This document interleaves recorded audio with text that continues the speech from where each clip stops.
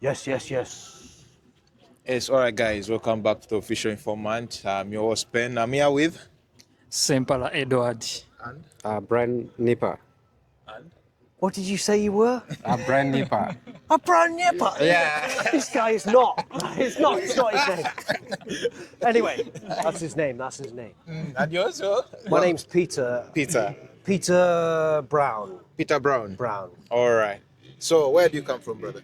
For me, I come from Uganda. Uganda. Which area exactly? Ruel, that is Wobblands. Okay. And you? I'm from Mukono, Kono. Butebe. Kono Tebe. Butebe. Mutebe. Yeah. Oh, okay. Tebi, this is true. This is true of this guy. I'm from Aberdeen. From where? Aberdeen. Aberdeen. Aberdeen, which is in the UK, is the UK's oil and gas capital. Okay. Now, Qatar is the LNG capital of the world. Okay. Amazing. But I find myself here, like these guys. Okay. So you mean just found yourself here? I found myself here, yes. I found myself in several places, but here is one of them. Okay. All right. Like, which places have you found yourself? I found myself in Libya. Okay. I found myself in Romania. I found myself in Italy in some places. Gela, Ragusa, all of these places. What were I you found doing in myself in Uganda? Poland, Romania. I've never been to Uganda. What are you waiting Never. for? What am I waiting for? Yeah. I don't know. I've got a lot of things happening. In my life, personally, I don't want to, I mean, this will bore everybody. This is very boring. Is it boring? Is it boring? No. Okay. Let's go ahead. All Right, right. let's go ahead with this. The crux of the matter is, I don't have time because I have a house in the UK that I'm trying to sell, Okay. which is a problem that nobody wants to know about. Okay? I'm trying to sell this house and I can't sell it. So I can't go anywhere. So every time I get some kind of time to do anything, then I go to this house and I'm doing maintenance, I'm doing all of this stuff. Here, working in Qatar, let me tell you the truth. Let me tell you the truth. Say the truth. Or a truth, my truth. Working in Qatar is very, very difficult because you have to work 6 days a week. Most people work 10 hours a day. I work 10 hours, 6 days. I have 1 day off. On that day off, I do cleaning, I do cooking, I make sure that I'm ready for the next week of work to be fully efficient. This is an issue with Qatar, as far as I can see, being from the UK, where we get 50 days or more public holiday a year, paid. The public holidays here, I personally don't get paid for, which is fine with me. By the way, I signed the contract, that's it. But we're talking about the differences here between things. So I can see different things that go on in different places. And 6 days a week, 10 hours a day, this is enhanced labor here, which is okay if you sign the contract, if you want to do it. Yes. It's a great place to work. But living in that 1 day per week, living that time, very difficult. Possible, but very difficult.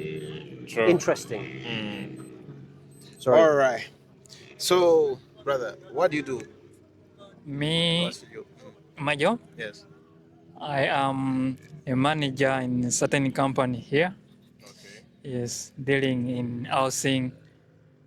Housing. Yeah. All right. How about you, brother? I'm doing, I'm a delivery guy for the car. A cargo, blah, blah, that kind of stuff. All right. That's How long what have I'm- you been here? I've been here for 4 years. 4 years. Yeah. How about you? How long have you been here? I've been here for 8 months. 8 months. Yeah. All right. What do you do for a living? I just like to challenge Eddie's definition of being a manager. Okay. Sorry, I have to. I'm sorry, but we all should tell the truth here. Yeah. Eddie is an awesome guy Okay. who, this guy here, put a message on a group to say, do you want my job? At the end of the day, we were there in a villa, right? Okay. Working in the villa, doing different things, going around, moving stuff, laboring, Okay. people laboring, and Rasta's now left. I understand why. This is deep, Dan. This is deep. You have to listen to this stuff. Yeah. Yeah. Why? Because it's true. Okay. Eddie, fucking amazing, man. How? Seriously. He is a manager. Okay. He's his own manager. It's his own money. Because the manager, the landlord that he works for, right? She expects him to manage everything, Exactly. you know?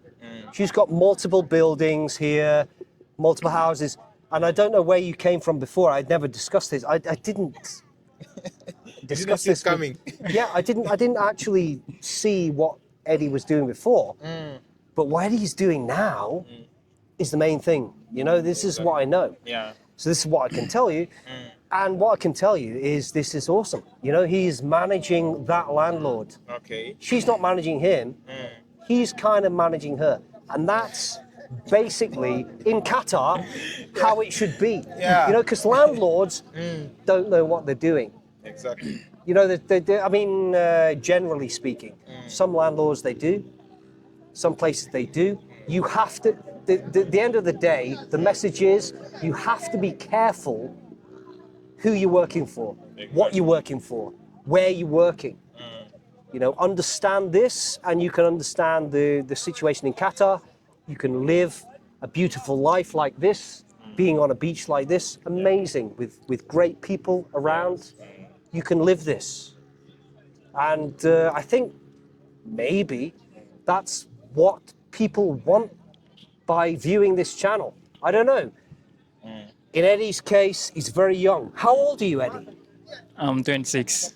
This guy is 26 years old. Yeah. And he's here managing his own life. It's brilliant.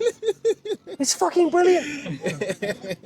You know, and also you have, what free time do you have? Eddie, really, you have lots of free time, don't you? Or do Yeah. you? I work 8 hours a day. 8 hours a day. How many Yeah. days a week? He works One off. One That- off. Yeah. Okay. with 1 day off, but he works more than 8 hours. To be honest, you know, he's there. At the end of the day, he's there. But one thing he does, which is one thing that anybody should do here, by the way, if you come to Qatar and you want a job here or whatever, or you want to do something here, then manage your own life. And Eddie does that very well. What he does, he doesn't know that I know this, but I know it because I watch what he does. A little bit, not like fucking creepy shit. I don't fucking watch him 24 hours a day, blah, blah, what the hell. But you know what he does. I'm just autistic, so I know this shit. I have this field of vision. Anyway, the point is, Eddie switches off his phone. So that's a good point in life in general. Why do you switch What off I your used to do phone?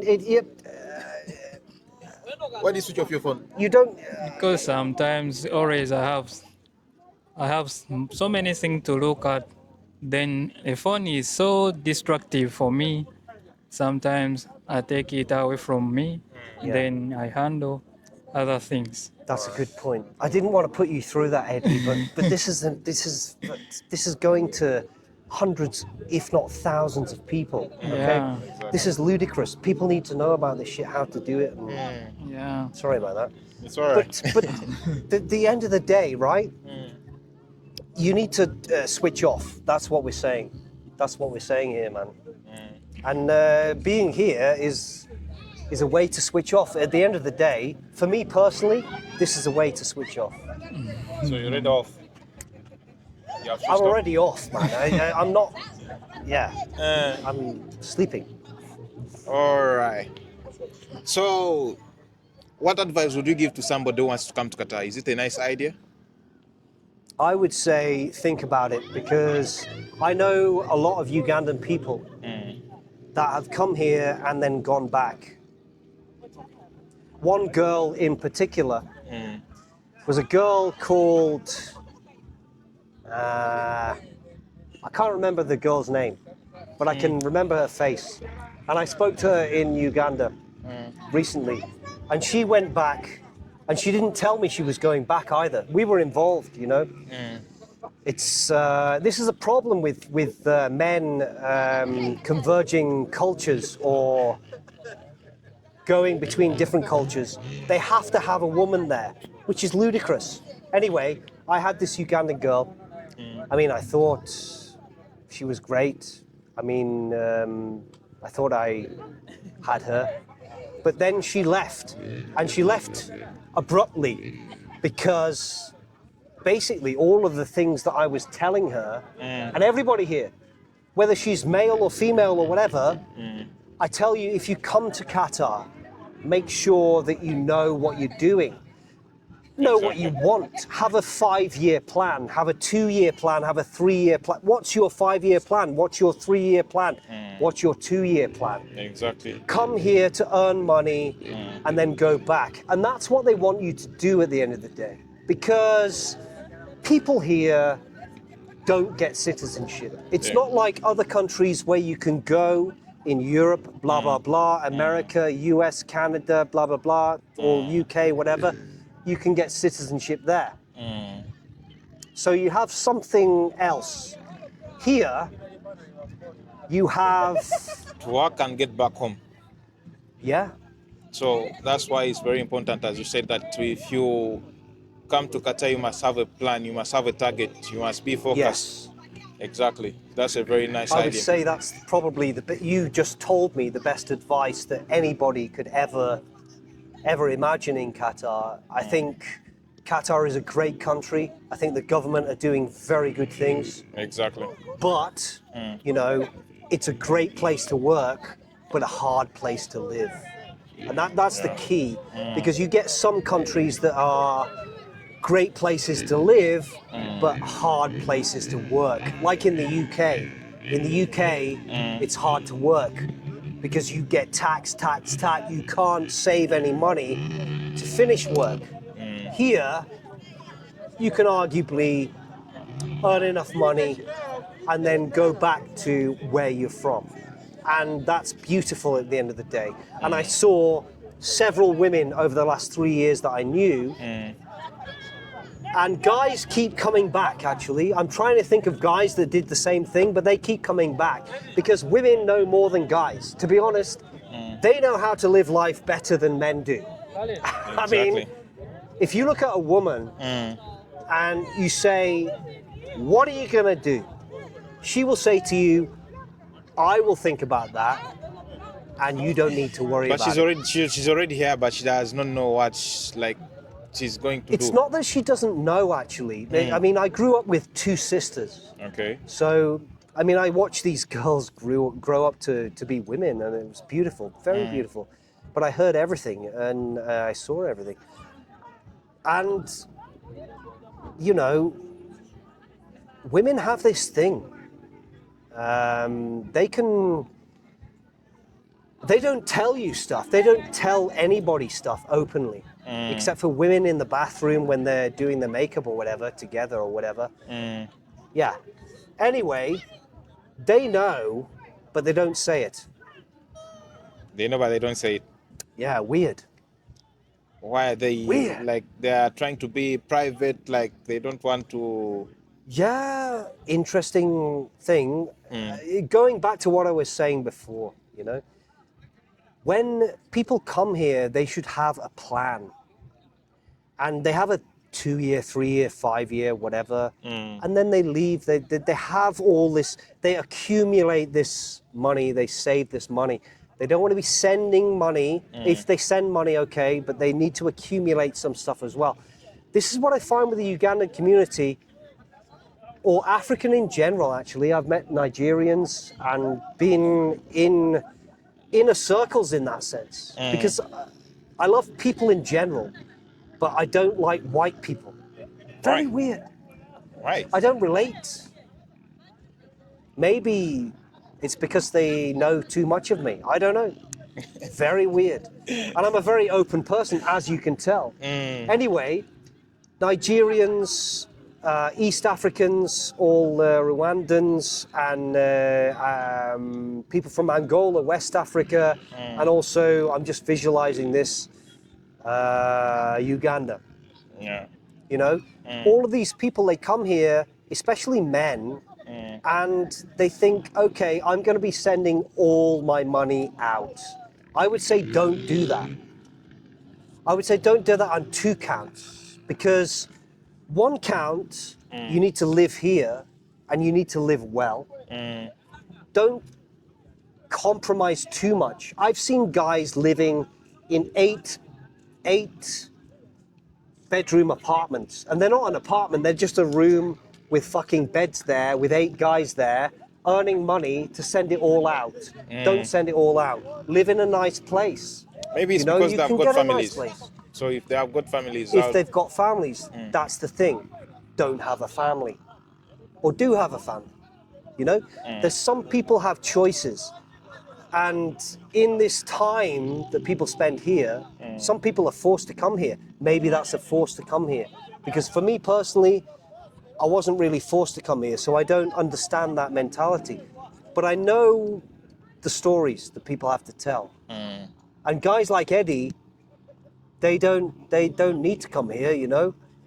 And guys that we're speaking to don't need to come here, maybe. If you do need to come here, okay, but don't send all that money out. Tell your wife something different. Who cares? Does she care? No. Do you care? have something No. to save. Something to save. If you earn 1,000, then keep 20.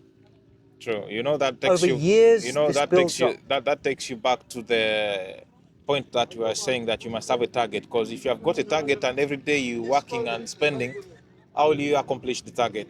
Yes, That's the thing. exactly. This guy's right, True. you know? If you don't have any target, then there's nothing to search for. And in life, I think that's the purpose of life, isn't it?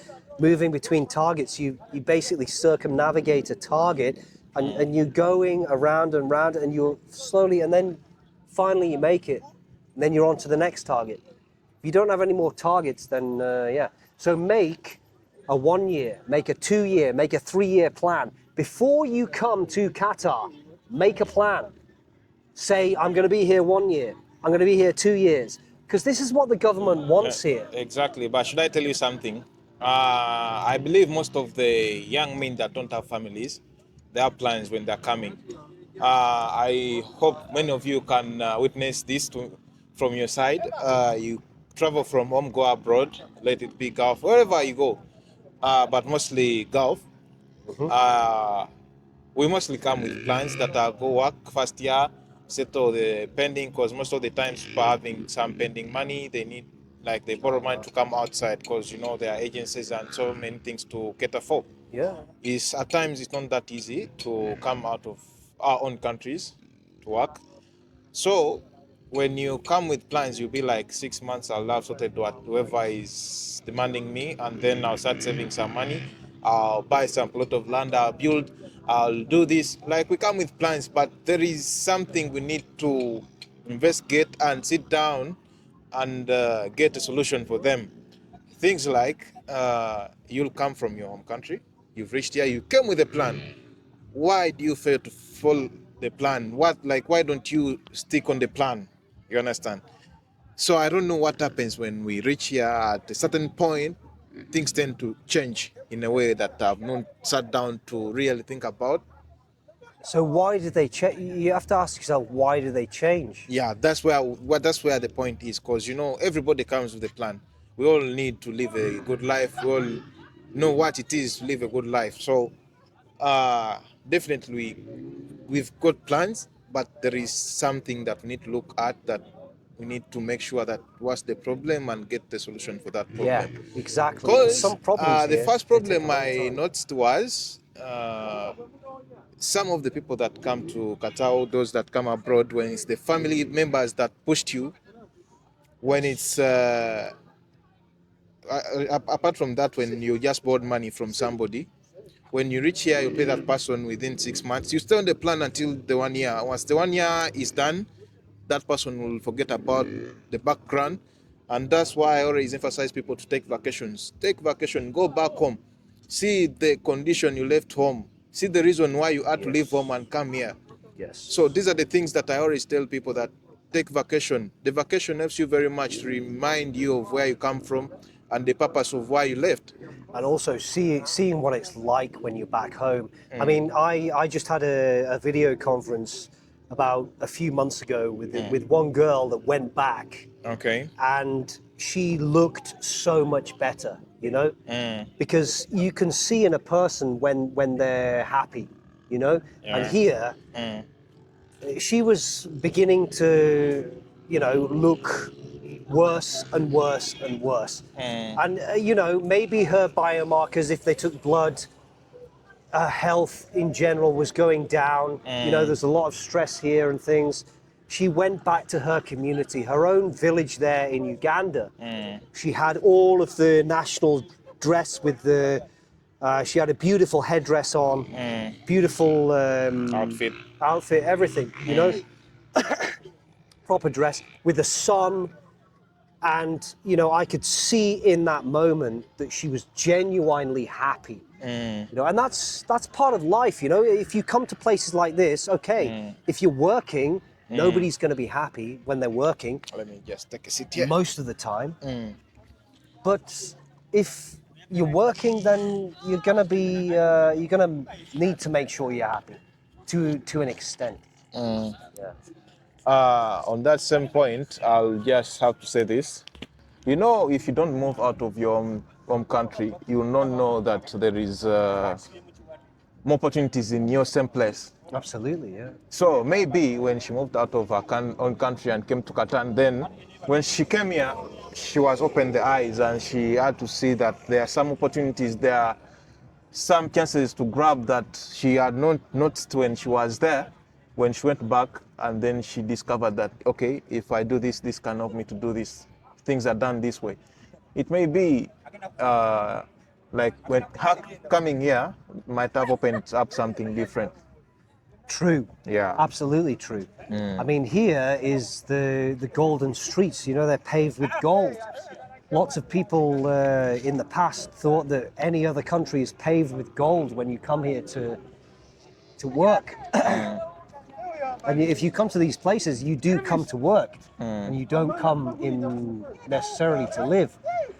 And that's a problem, you know, for some people, balancing that work and life balance. And Qatar in general has been implemented in lots of human rights issues, all of these things, these worker welfare. I mean, worker welfare in Qatar, to be honest, quite good, you know, now. And the government's concentrated on this, and they're benevolent in that sense. And they overlook this because lots of places there is nothing like this. If you work in certain industries in the Middle East, like construction industry is renowned for a lot of difficult situations. But you know, me personally, I work in construction, I work in engineering and all of that. Okay. And I don't see much of those issues arising because the government, I work for a government company, and that government company, you know, takes care of its people in that Exactly. sense. It's the government is responsible here for maintaining worker welfare. And during the World Cup, there were several blow-ups with artists that wouldn't perform because Qatar is apparently some country where worker welfare is not assumed in that sense. But really, I think the government here is doing a lot, and there's a spotlight on Qatar right now. Other countries in the Gulf,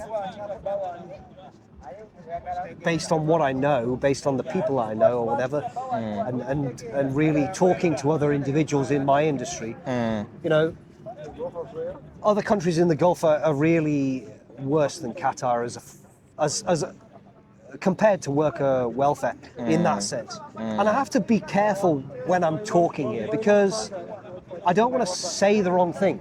Exactly. And that's another thing. The situation here is interesting to say the least compared to a Western mentality where you can't really be misinterpreted in the West. Whereas here, I feel that there are some levels of interpretation that can be misinterpreted because English is not the first language here.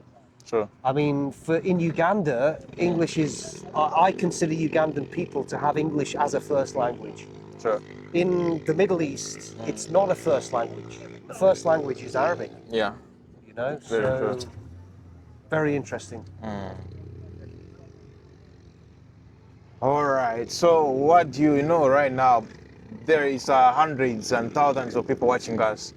There is somebody back at home, let's say in Africa. I'll be more specific to like Uganda. He's thinking of, should I go to Gulf? Should I go to Europe? What's the advice would you give to such a person?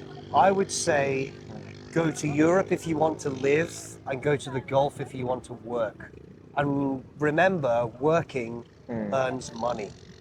Exactly. Exactly. Take note. That has been a very nice advice. If you want to work, come to Gulf. If you want to live, Europe.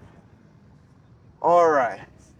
Would you want to send any greetings to anybody? Like, I don't have anybody. Merry Christmas, Happy New Year. Take care of yourself.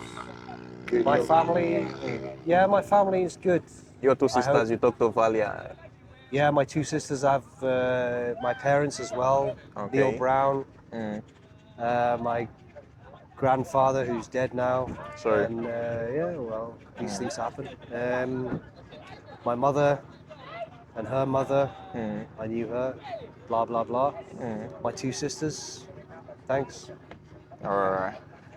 Thank you very much for your time. I would like to thank you when we're still live here. Thank you for sharing your experience. Thank you. You've shared knowledge. If you have watched this far, kindly, if you have not yet subscribed, please do and share this video because we're talking sense right here. I believe that you have picked something from this video and a lot more is yet to come. We'll stay connected. And can you ask people back in the UK to subscribe on this channel? Yeah, anyone in the world, in fact, not just in the UK. I'd suggest subscribing. I've seen some of these videos. They look okay. Yeah. Interesting stuff. Main thing, give me a hug. All right. Thank you very much. See you. All right. See you.